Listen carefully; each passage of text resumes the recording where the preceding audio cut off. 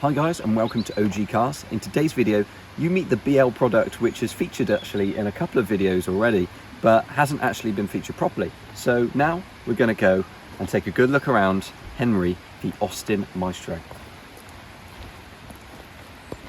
So there's a pretty big story behind this Austin Maestro actually. It was owned by our good friend Dan, and he's been in Young Retro Motor Club for years, as have we. And this car has actually been at loads and loads of our events and loads of other BL events across the country, thanks to Dan taking it everywhere with him. And he's put so much work into this car over these 7 years. He basically saved it from scrap. And it's just amazing that he's managed to get it to this point where it's still a nice, usable, almost daily retro car. I mean, Dan was using another car as a daily, but he has put a lot of miles on this car, so it really can take it in its stride. So the actual reason why this car came about was basically Dan has had pretty much a lifelong dream of having an Austin Metro, because his dad had an Austin Metro when he was younger. He had a Van der Pla, and then he had a 1.3 automatic as well, which his dad still has actually, and is in the garage awaiting lots and lots of welding repair, I believe, and it's been that way for a very long time. So Dan's always wanted one of his own, and obviously he's been very much into his BL products. You may have seen Dan's other car on the channel before as well. He's got the Allegro, and obviously he had the Maestro, so and he's been well into his other Rovers for years as well. So basically Dan wanted to get the Metro. Finally, he wanted to tick it off his wish list, and to do it, unfortunately, he decided he had to sell the Maestro. To start with, he was going to trade it in for very, very little money against another Metro. So I decided to step in and I said, Dan, this car is worth more than that. Someone could really cherish it. It doesn't need to go to a dealer and then be, I don't know, part X'd out, auctioned out or whatever. This wants to go to a loving home. Therefore, if you need someone to store it and sell it for you, then I will do that for you. So basically, I paid Dan an amount of money. The car came here, and it's currently staying in the garage at home, and very shortly it's going to be listed for sale, so that one of you lovely lot can actually buy this very car and love and cherish it like Dan has. Now, I don't have the time or money or space to keep yet another car. I mean, we're still trying to get those numbers down, so that's the thing. It does need to go, but it is a lovely car, and one of you lovely guys could own it. So that is why when we sell this car, Dan is going to get the extra money as well, so that he can put it towards his new Metro, which is just bought an E-Reg Austin Metro 1.3 manual. In terms of myself, I've always actually quite liked the Maestro. As many of you know, I looked at many first cars and considering what to get, and the Maestro was a contender because it was actually quite a cheap, usable retro daily, and they're still that now. They're still really attainable in this sort of spec. Obviously MG1s are really expensive, but if you want an Austin Maestro, they're still really cheap, because things like Metros and Minis and the BL scene have gone right up in price, but the Maestro is still quite affordable, and you can get quite a good one at quite a reasonable price.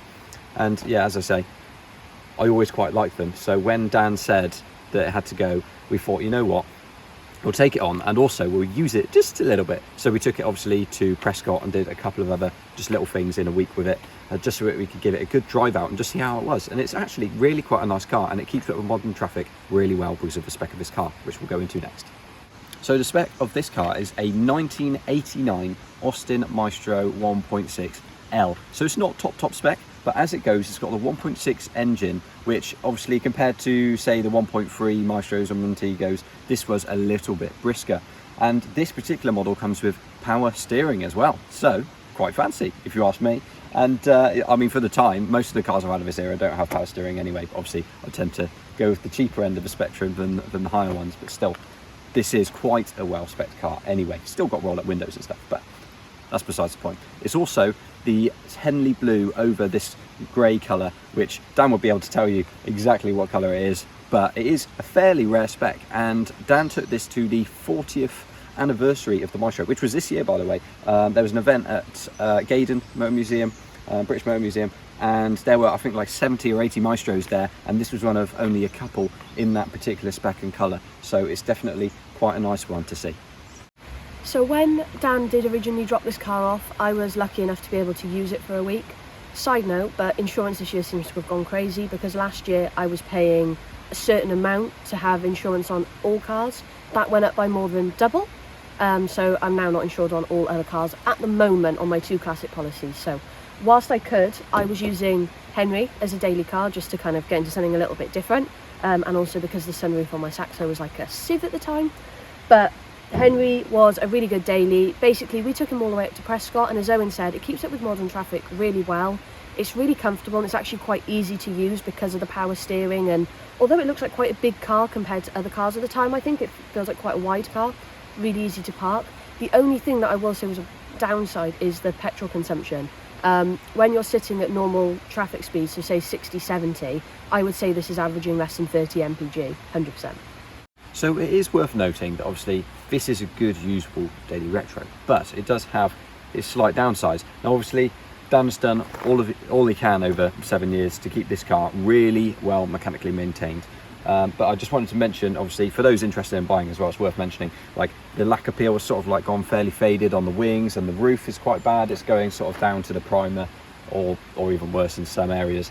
So there is a bit of wear and tear. And also, this is a good thing though, it has had a fair bit of welding repair. Now these cars do suffer with rust, so obviously the welding does need to be done, and luckily this car has had it done. You can see where it's been done in some areas, but at least this car has been saved by Dan and kept on the road. Now at the back, there has been a small accident at some point in Dan's ownership, and therefore the boot lid has been replaced, and I believe the bumper replaced as well. And so they have been painted, obviously not professionally, so it's not perfect, but at the same time it was meant to be in keeping with this car, because this car was never meant to be a fully restored, glowing example, because otherwise you just get it resprayed, you probably stick it in a garage, take it out for a few shows a year. Dan used this to just go to the shops and do events all over the country, all the time, no matter what, just enjoyed the car for what it is. So I really respect that from Dan. He's kept this car as tidy as it needs to be actually be usable. So here it is. So on the inside, this feels like any other BL product. Like the Metro felt very much like this. It's sort of like the colour is all in keeping, and like the style of everything, like the dash style, the steering wheel style, even the gear stick style, everything's very similar of this late 80s, early 90s era for Austin and MG, of course. But yeah, it's quite a nice place to be actually. It's got fairly comfortable seats. It's got like full-size door cards. And it did have a radio. It's been removed because Dan's put it in his Metro because it's the same obviously style, but it's obviously got the plugs there ready to put a new radio in. It's got the speakers, so you can listen to the stuff. It's fine. But overall condition wise, it's not too bad. It's been sewed up in a couple of places, a little bit of wear on the seats which has been sewed up, but it presents really well. It's actually been fixed, you know, to an extent. It's a perfectly usable thing. There's no foam sticking out anywhere. There's a couple of cracks in the dash, but other than that, really nice place to be, and fairly well presented. In terms of spec as well, this has even got a sunroof that doesn't leak, and it's got a lockable door on the petrol cap. How amazing is that? I don't want to go on about loads of negatives about this car, but obviously Dan's put loads of work into this and it's actually really nice. So what I'm trying to say is the only real downsides are the appearance in a few places, and the interior's just been sewn up and has a couple of cracks in the dash. So overall, it's actually a really nice car and well usable. So as I say, I don't want to go on like the whole negative train of like, oh, this. I mean, potential buyers are obviously going to want to know what's wrong with it, but ultimately it's a really nice driving car. The clutch feels really good, the engine is really strong, the gearbox is good as well, it keeps it with modern traffic really well.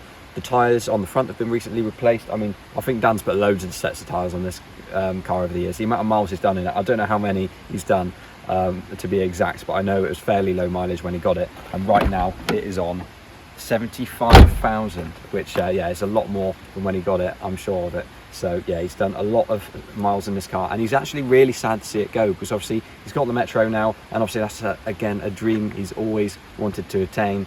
But at the same time, it's always sad to see one of your classics go, especially when you've had it so long and done so many journeys in it as well. Quite honestly, I could go on about this car for hours. The amount of information that Dan has given me, I mean, the service pack that he's given me with the amount of paperwork, receipts, and like the service book full of stuff is actually quite crazy. The amount of stuff, the amount of paperwork that this car has, and the history that this car has is honestly quite incredible. So it's just really nice to see. I'm going to take some pictures of this car right now, where it is, because it's going to be listed on Facebook Marketplace and Car Classic and the like, so it'll probably be on there before the YouTube video's up. But if it's still up, please do check it out, because it is a really nice car. And any new buyer, please do get in contact with Dan as well, because he will talk to you for hours about all of the stuff he's done in this car. He's really happy to talk about stuff like that as well. He's a really down-to-earth guy, and just a joy to talk to and a fountain of knowledge for cars like this. So yeah, thanks very much for watching this video, guys. We hope you enjoyed it. Like, comment and subscribe, and we shall see you all in the next one.